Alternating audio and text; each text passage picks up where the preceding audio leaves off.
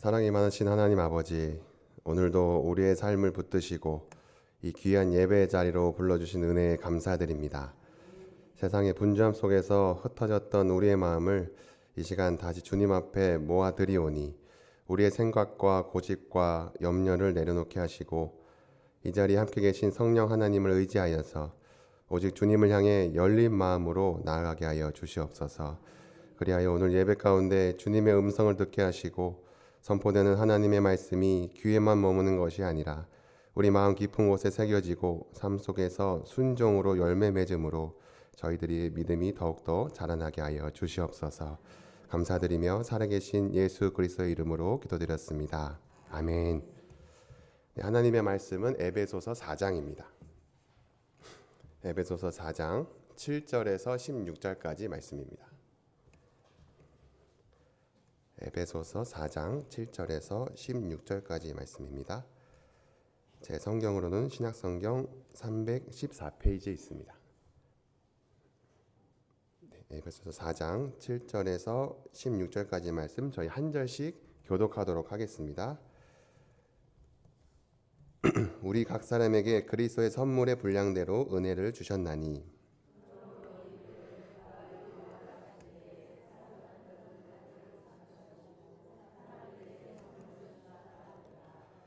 올라가셨다 하였은즉 땅 아래 낮은 곳으로 내리셨던 것이 아니면 무엇이냐?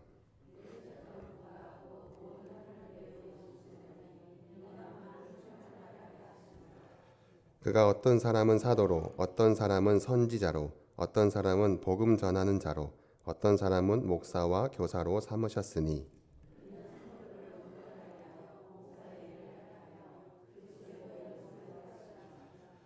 우리가 다 하나님의 아들을 믿는 것과 아는 일에 하나가 되어 온전한 사람을 이루어 그리스도의 장성한 분량이 충만한 데까지 이르리니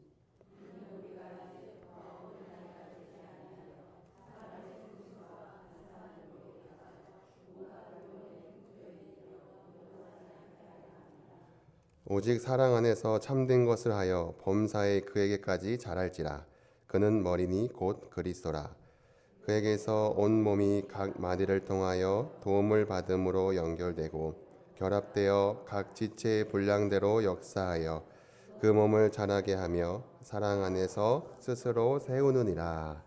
아멘. 네, 오늘은 이 우리 교회의 이 바디빌더라는 제목으로 이 말씀의 은혜를 나누려고 하는데요. 혹시 오늘 설교 제목을 보시고 목사님이 오늘 설교 중에 우통 한번 벗으시려나 기대하고 오신 성도님들 안 계시죠? 네. 이런 기대를 하고 오셨다면 조금은 실망하실 수도 있을 것 같습니다. 왜냐하면 오늘 말씀 제목에서 말하는 이 바디는요, 우리가 생각하는 이 포즈의 바디가 아니거든요. 혹시 이 자리에 계신 성도님들도 이 바디빌더 같은 이런 몸을 좋아하시나요? 네. 네, 저희 아내는 이런 거에 관심이 없고 오히려 아이들이 더 좋아해서요. 네, 저희 집 둘째 로이가 집에서 저만 보면 와 두껍다 하면서 막 이렇게 만지거든요. 네, 그런데 여러분 우리가 몸에 근육이 많은 사람을 모두 바디빌더라고 부르나요? 아니죠. 그럼 어떤 사람을 우리가 바디빌더라고 부를까요? 아까 사진 한번 다시 보여주시면 네, 제 사진 아닙니다. 네. 네, 이런 몸을 바디빌더라고 할까요? 네, 아니죠. 이런 몸을 요즘 뭐라고 부르는지 아십니까? 바로 근육돼지라고 합니다. 네. 그렇다면 어떤 몸을 바디빌더라고 할까요? 다음 사진 보여주시면요. 네, 이런 몸을 가진 사람들을 바디빌더라고 합니다. 네. 몸을 직접 보시니까 어떤 차이인지 아시겠죠? 네. 그렇다면 더 이해가 쉽도록 두 명의 사진을 같이 보여드릴게요. 네. 이 둘 중에서 어느 쪽이 바디빌더일까요? 네, 왼쪽입니다. 네, 오른쪽은요, 그냥 힘만 센 스트롱맨이라는 사람인데요. 그러니까 바디빌더는 말 그대로 몸이라는 뜻의 바디와 세우다, 짓다, 만들어가다의 빌드가 합쳐진 말로써 몸의 근육 전체를 균형 있게 만든 사람을 말합니다. 그래서 사실 제 몸도 근육돼지에 속하는데요. 네, 왜냐하면 바디빌더들은 몸의 한 부위만 키우지 않거든요. 그 사진을 보여주시면 네, 이렇게 어깨 부위 한 부위만 하더라도 총 9개에 9개 맞나요? 네, 12개군요. 12가지나 됩니다. 즉 바디빌더가 되려면요. 몸의 모든 근육을 부위별로 나누고 부족한 부위를 더 많이 운동해서 몸 전체가 균형 있고 예쁘게 자라도록 훈련을 해야 되는 거예요. 그런데 제가 다니는 헬스장에요, 아직 어린 이 중고등학생들이 많이 오거든요. 그럼 이 아이들이 주로 하는 운동이 어떤 운동인지 아십니까? 바로 팔이나 가슴 같은 보여지는 운동들이에요. 근육들이에요. 그래서 헬스장에 가보면 다들 거울 앞에서 이러고 있습니다. 네, 팔만 보면서 자랑하고 있어요. 근데 여러분, 문제는요, 이렇게 어린아이들이 이 보여지는 근육만 키우고 자랑하는 것처럼 우리 교회의 안과 밖에서도 이러한 모습들이 나타난다는 겁니다. 그래서 교회 안에서는 이 사람들에게 드러나는 사역들이나 음향 장비 같은 것들을 중요하게 생각하기도 하고요. 교회 밖에서는 교회 건물이 얼마나 크고 또 시설이 얼마나 좋은지, 그리고 주일 예배 성도들이 얼마나 모이는지가 그 교회를 판단하는 기준이 되기도 하죠. 물론 이런 것들이 전혀 중요하지 않다는 것은 아닙니다. 하지만 문제는 이러한 것들이요, 교회를 세워나가는데 중요한 요소인 것처럼 여긴다는 거예요. 그렇다면 여러분, 왜 자꾸 우리는 교회를 이런 시선으로 바라보고 평가하게 되는 걸까요? 아마도 우리가 세상의 기업이나 회사를 바라보고 평가하는 방식이 그대로 교회에 들어왔기 때문일 겁니다. 우리가 보통 세상의 기업이나 회사들을 평가할 때 주로 무엇을 봅니까? 매출이 얼마나 되는지, 그리고 회사가 얼마나 큰지와 직원이 얼마나 많은지를 기준으로 보지 않습니까? 그래서 어느 순간부터 교회도 이것과 비슷한 기준으로 생각을 하게 되는 겁니다. 건물 크기나 시설이 좋으면 좋은 교회 같고, 사람이 많이 모이면 잘 되는 교회 같고, 또 프로그램이 많으면 건강한 교회인 것처럼 보이기 시작하는 거예요. 그런데 여러분, 성경에서는 교회를 무엇이라고 말하고 있습니까? 성경에서도 교회를 건물의 크기나 규모로 말하고 있나요? 네, 성경은요, 교회를 그리스도의 몸이라고 말하고 있습니다. 우리 에베소서 1장 22절에서 23절 말씀을 함께 읽어볼까요? 시작. 또 만물을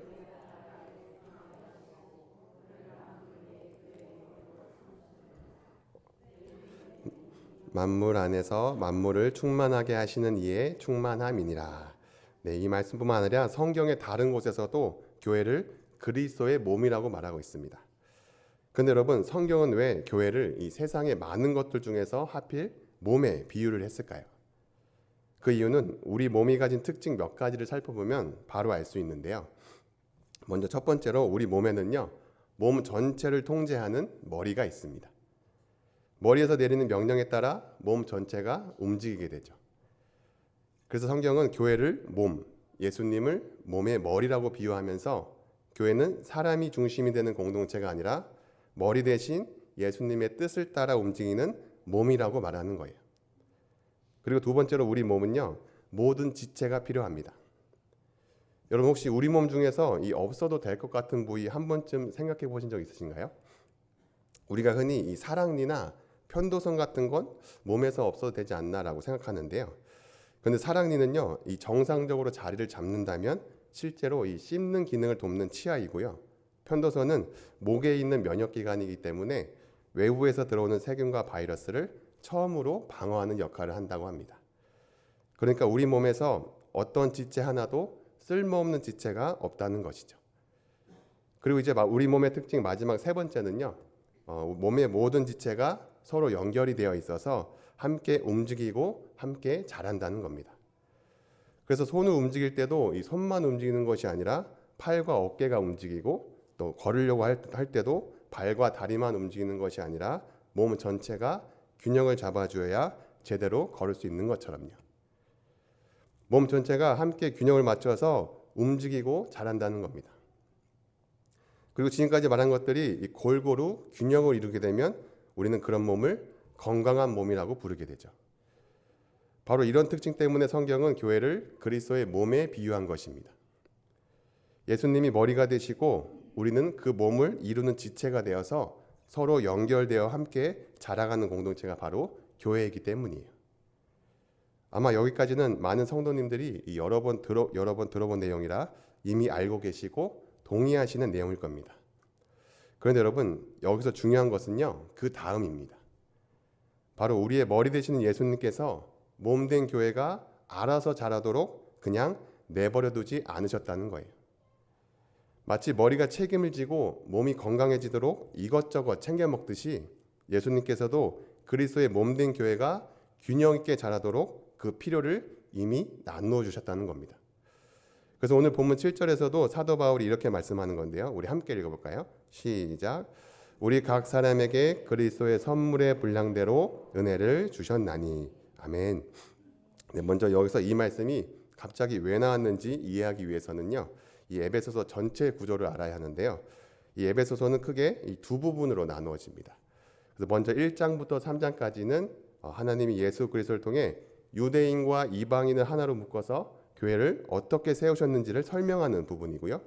오늘 본문인 4장부터 마지막 6장까지는 그렇게 세워진 교회가 이제 어떻게 살아가야 하는지를 권면하는 말씀이거든요.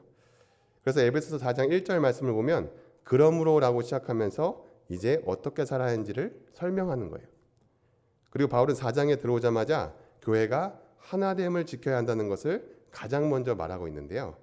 그래서 오늘 본문의 앞에 절인 4절에서 6절까지를 보면 몸이 하나요 성령도 한 분이시니 하면서 교회는 하나의 몸이라는 것을 강조하고 있죠.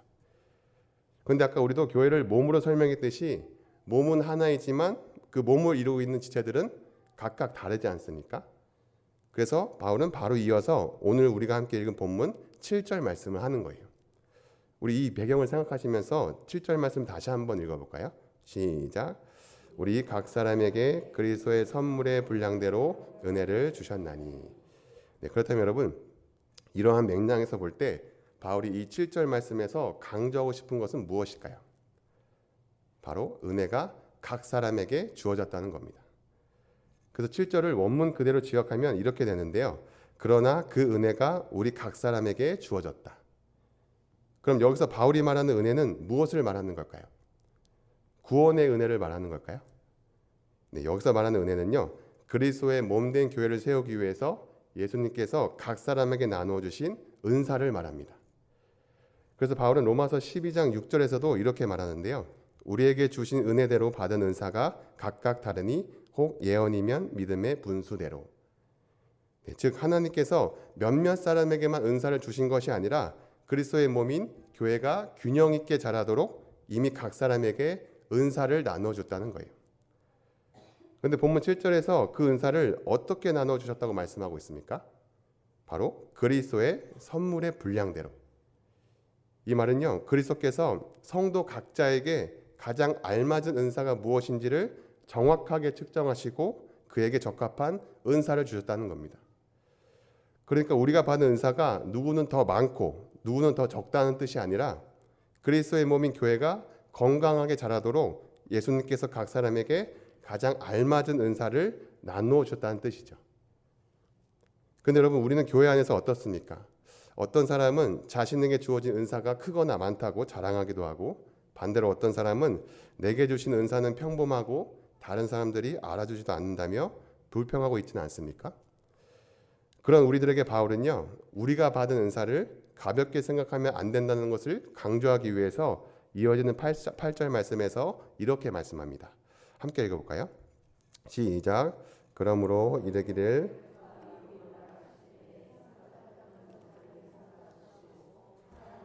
선물을 주셨다 하였도다. 아멘. 여러분, 이 말씀의 무슨 뜻일까요? 당시에는요, 이 왕이 전쟁에서 승리하고 돌아오면 적들에게 얻은 전리품을 가지고 와서 자기 백성들에게 나누어 줬는데요. 바울은 바로 이 장면을 가지고 와서 예수님께서 우리에게 은사를 주신 일을 설명하고 있는 겁니다. 즉 예수님께서 십자가 죽음과 부활을 통해 죄와 사망과 사탄의 권세로부터 승리하셨고 그 승리의 결과로 그리스도의 몸된 교회 지체들에게 선물을 나누어 주셨다는 거예요. 그렇기 때문에 우리가 받은 은사는요, 내가 받을 자격이 있어서 받은 것도 아니고 나를 위해 사용하라고 주신 재능도 아니라요, 그리스도의 몸인 교회를 세우도록 예수님께서 은혜로 주신 선물이라는 겁니다. 그래서 우리는 받은 은사를 자랑할 이유도 없고 또 작다고 해서 낙심할 이유도 없는 거예요. 그리고 바울은 이어진 11절 말씀에서 그 선물이 교회 안에서 어떻게 나타나는지를 구체적으로 설명하고 있는데요. 우리 11절 말씀을 함께 읽어보겠습니다. 시작. 어떤 사람은 사도로, 어떤 사람은 선지자로, 어떤 사람은 복음을 전하는 자로, 어떤 사람은 목사와 교사로 삼으셨으니. 네, 이 말씀에서 보면 예수님께서 교회를 세우기 위해서 초대교회 당시 대표적인 직분과 이 역할을 주셨다는 것을 알 수 있는데요. 이 네 가지 직분을 하나씩 살펴보면요, 지금은 없지만 지금도 가능한 이 한 가지 공통점이 있습니다. 먼저 사도는 예수님께서 12제자를 부르시고 그들을 사도로 칭하신 것처럼 예수님께 직접 사명을 받고 부활하신 예수님을 목격한 자로서 이를 성령의 능력으로 복음을 증거할 수 있는 사람이었고요. 다음으로 선지자는 구약에서 하나님께서 주신 영감으로 하나님의 말씀을 대언하면서 장래의 일을 미리 예언하는 역할을 했었죠. 네, 신약에서 이 선지자는요, 이 하나님의 뜻을 교회에 선포하면서 하나님의 교회가 진리 안에 바로 서도록 돕는 역할을 하였어요. 그리고 복음을 전하는 자는 아직 예수님을 알지 못한 사람들에게 복음을 전하는 역할을 감당했고요. 또 마지막으로 이 목사와 교사에서 목사라는 말은 헬라어로 이 목자라는 말인데요. 양을 치는 목자가 양들을 돌보고 인도하고 보호하듯이 목사는 그리스도의 양떼인 성도들을 돌보고 신앙 안에서 바르게 살아가도록 인도하는 역할을 하는 사람이라는 겁니다. 근데 이 말씀에서 목사와 교사 부분을 성경 원문으로 보게 되면 이 두 직분이 서로 완전히 다른 직분이라기보다 아주 밀접하게 연결된 하나의 사역이라는 걸 알 수 있는데요. 그래서 많은 성경학자들은 이 말씀에서 목사를 가르치는 교사라고 보고 있습니다. 즉 목사와 교사는 단순히 사람을 돌보는 것이 아니라 말씀을 가르치며 성도를 돌보는 목자라는 것이죠. 그렇다면 이제 이 본문 11절에 말하고 있는 네 가지 직분의 공통점이 무엇인지 아시겠나요? 바로 하나님의 말씀과 복음을 통해 성도를 세우는 사역이라는 겁니다. 우리 이번에는 오늘 본문 11절과 12절을 이어서 한번 읽어볼까요? 시작. 그가 어떤 사람은 사도로, 어떤 사람은 선지자로, 어떤 사람은 복음 전하는 자로, 어떤 사람은 목사와 교사로 삼으셨으니 이는 성도를 온전하게 하여 봉사의 일을 하게 하며 그리스도의 몸을 세우려 하심이라. 아멘. 네, 그런데 여러분 여기서 이 12절 말씀을 자세히 보셔야 하는데요. 이 개역개정 번역으로만 보면 11절에 등장하는 직분자들이 12절에서 이루어지는 이 세 가지 일들, 그러니까 성도를 온전하게 하고 봉사의 일을 하게 하고 그리스도의 몸을 세우는 것을 모두 담당해야 하는 것처럼 보입니다. 그런데 이 12절을 영어 성경으로 보면은요, 그렇지 않다는 것을 영어를 몰라도 잘 알 수 있거든요. 자막을 보여주시면, 네, 보시면은 세 가지 중에 제일 처음 성도를 온전하게 하여 맨 앞에 전치사 to가 쓰였죠. 그런데 나머지 두 가지 봉사의 일을 하게 하여와 그리스도의 몸을 세우려 하심이라는 동일하게 전치사 for가 쓰였어요. 그러니까 11절에 사도나 선지자나 복음을 전하는 자, 목사와 교사들에게 주어진 이 직접적인 역할은요, 12절에 나오는 세 가지를 모두 직접 하는 것이 아니라 세 가지 중에서 제일 먼저 나오는 성도들을 온전하게 하는 것뿐이라는 거예요. 여기서 온전이라는 말은 어긋난 뼈를 다시 제자리로 맞추듯이 원래 있던 자리로 되돌리다라는 의미거든요. 그러니까 온전하게 한다는 말은 완벽한 사람을 만드는 것이 아니라 말씀을 통해 성도가 하나님 앞에서 제자리에 서도록 돕는다는 뜻이에요. 그리고 그렇게 자기 자리에 바른 성도들이 각자 받은 은사를 따라 봉사의 일을 하게 되고 그 결과로 그리스도의 몸인 교회가 세워진다는 겁니다. 그래서 바울은 골로새서 1장 28절에서도 이렇게 말씀합니다. 우리가 그를 전파하여 각 사람을 권하고 모든 지혜로 각 사람을 가르침은 각 사람을 그리스도 안에서 완전한 자로 세우려 함이니. 사랑하는 성도 여러분, 우리는 보통 교회를 세우는 사람들이라고 하면은 누구를 먼저 떠올리십니까? 설교를 잘하는 담임 목사나 교회를 오래 섬긴 장로나 권사, 안수집사 같은 중직자들 또는 목장을 인도하는 이 목자들을 떠올리지 않으십니까? 그리고는 교회를 세우는 일은 내가 아니라 교회의 특별한 몇 사람이 하는 일이라고 생각해 버립니다. 하지만 오늘 본문 말씀은요, 우리에게 전혀 다른 이야기를 말씀하고 있습니다. 바로 교회를 세우는 일은 특별한 몇 사람에게만 맡겨진 일이 아니라 그리스도의 몸을 이루고 있는 우리 교회 성도 모두에게 주어진 일이라고요. 그래서 바울은 이어지는 13절에서 교회의 목표를 이렇게 말합니다. 우리 함께 읽어볼까요? 시작.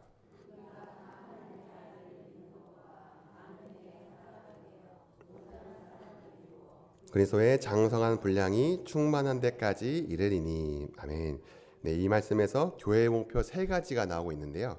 가장 첫 번째는 무엇입니까?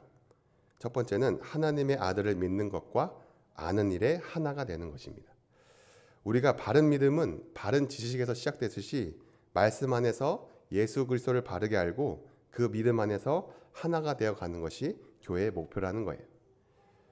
그런데 우리는 너무나 잘 알다시피 하나가 된다는 것은 말은 쉽지만 서로 다른 사람들이 모여서 하나가 된다는 것은 정말 어려운 일이거든요. 두 명만 모여도 성격이 다르고 생각이 달라서 서로 다투는 것이 우리 인간 아닙니까? 그런데 우리가 이 오케스트라를 보면요, 참 신기한 장면을 보게 됩니다. 무대 위에 바이올린, 첼로, 플룻, 트럼펫 같은 각기 소리도 다르고 연주하는 방식도 다른 악기들이 모여 있는데요. 연주가 시작되면 그 모든 악기들이 마치 한 몸처럼 아름다운 하나의 음악을 만들어냅니다. 어떻게 이런 일이 가능할까요? 그 이유는 모든 연주자가 지휘자만 바라보고 있기 때문입니다. 각자 자기 마음대로 연주하는 것이 아니라 모두가 지휘자의 손짓을 바라보고 그 지휘를 따라 연주할 때 서로 다른 악기들이 하나의 조화를 이루게 되는 거예요. 마찬가지로 교회도 생각이 다르고 성격이 다르고 자라온 배경이 모두 달라도요. 모두가 오직 한 분, 교회의 머리 대신 예수 그리스도를 바라보고 그분의 말씀을 따라갈 때 교회는 서로 경쟁하는 공동체가 아니라 서로 조화를 이루는 공동체가 될 수 있는 거예요. 그리고 이어서 교회의 목표 두 번째는요. 온전한 사람을 이루는 것입니다. 여기서 말하는 온전한 사람은 완벽한 사람을 말하는 것이 아니라 성숙한 사람, 즉 영적으로 자란 사람을 말하는데요. 여러분 자녀를 키워보셔서 다들 아시겠지만 아이가 어릴 때 주로 어떻게 행동을 합니까? 조금만 마음에 안 들어도 울고 누가 뭐라고 하면 금방 상처받고 또 자기 마음대로 되지 않으면 떼를 쓰기도 합니다. 왜 그렇습니까? 아직 어리기 때문이에요. 그런데 사람이 자라면요 생각이 깊어지고 다른 사람을 이해할 줄도 알고 조금 손해를 보더라도 참고 기다릴 줄 아는 이 성숙함이 생기거든요. 물론 성숙해지기까지 시간이 오래 걸릴 수는 있습니다. 근데 우리 신앙에도 마찬가지로요. 신앙이 아직 어린 사람들은 조금만 마음에 안 드는 일이 생겨도 섭섭해하고 사람 때문에 시험 들고 또 작은 일에도 쉽게 흔들립니다. 하지만 신앙이 자라가면 사람보다 하나님을 바라보게 되고 상황보다 말씀을 붙들게 되고 조금 힘든 일이 있어도 믿음으로 견디게 되어 있거든요.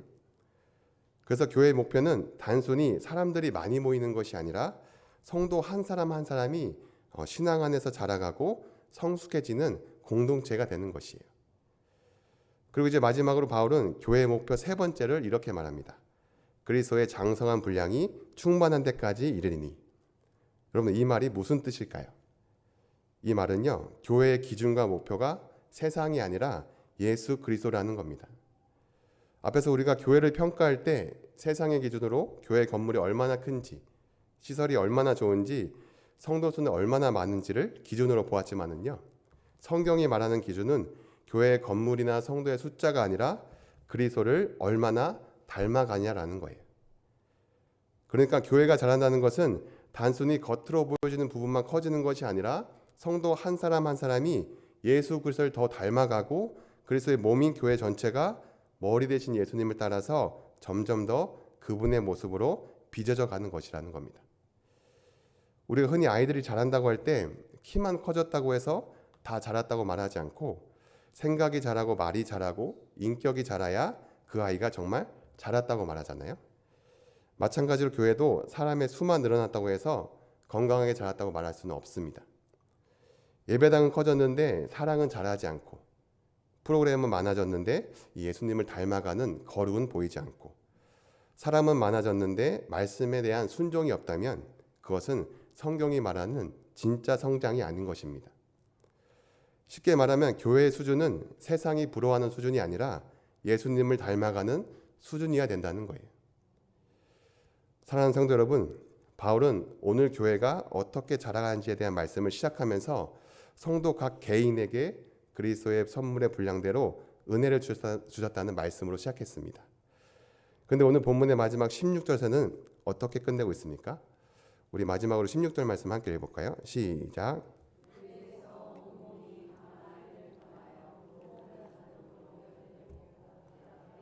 각 지체의 분량대로 역사하여 그 몸을 자라게 하며 사랑 안에서 스스로 세우느니라. 아멘. 네, 은사를 받은 각 지체들이 뼈마디와 관절을 통해서 서로 연결됨으로써 자라나고 또 사랑 안에서 교회가 온전히 세워질 수 있다는 것으로 끝을 내고 있습니다. 이것이 바로 오늘 본문에서 사도 바울이 우리에게 전하고 싶은 핵심 요지입니다. 그런데 여러분, 우리는 지금까지 신앙생활을 하면서 이 개인적으로 받는 은혜에만 익숙해져 있었고 나에게 주시는 은혜가 은혜의 전부인 것처럼 믿으면서 생활해 오진 않으셨습니까? 성경이 말하는 교회는요, 누구 혼자만 은혜를 받는 공동체가 아닙니다. 또 누군가 혼자 빛나는 공동체도 아니에요. 바로 머리 대신 예수 그리스도께서 은혜를 받은 우리 모두가 각자 받은 은사를 따라 그리스도의 몸된 교회를 함께 세워가는 공동체인 것입니다. 그래서 우리 교회의 바디빌더는요, 바로 저와 여러분인 거예요. 이번 한 주간에도 우리 3본 양문교회 모든 성도님들이 각자 받은 은사를 따라서 자기 자리에서 충성하며 그리스도의 몸된 교회를 세워가는 바디빌더로 살아가시기를 주님의 이름으로 축복합니다. 우리 찬양 드리겠습니다. 사랑이 넘치기보다 교회라는 찬양인데요. 함께 드리겠습니다.